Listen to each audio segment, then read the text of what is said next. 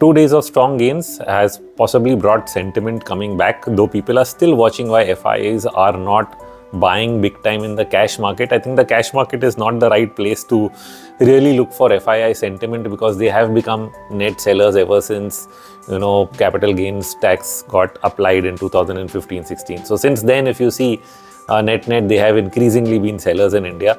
Many times even post-COVID they became net buyers only months later. So therefore don't look for that. The right place to look for their sentiment is the index futures positioning. And since the late part of February, when they had the highest short, their short position has been reducing slowly by slowly. The surprise is not that. The surprise element is that domestic institutions are not reducing their longs. In fact, they are buying on the way up in index futures. So yesterday's closing is around 70,000 contracts, is a new one more all-time high reading that they have given us, and that I think is the really big surprise, because in March of 23 they were actually reducing positions on the way up.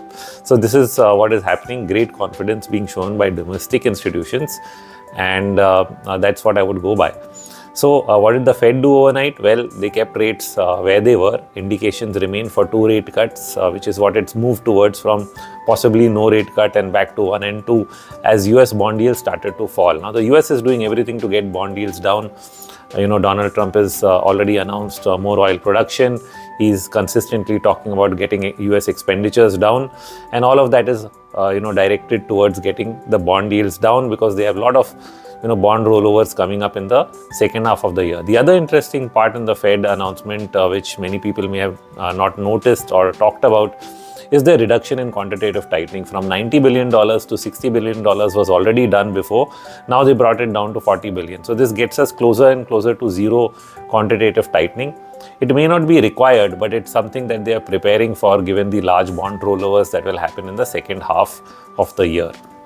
So they're pretty much prepared to get interest rates down. I think that's the clear direction, which will keep bond yields coming down, which will keep the dollar coming down, and we'll also see a lot of money moving into other markets out of the US, a trend which has started since January and I think is likely to continue. So as far as India is concerned, we are knocking at the doors of the breakout point, 23,060-70. That's the point where the falling trend line is, upper band is, and closing above that is going to be a significant breakout point. We may or may not do it on day one. Sometimes the markets can react from such resistance levels, but I do think we will eventually get past it. So let's see. The next few days are going to be interesting as we knock on this very important long-term breakout point.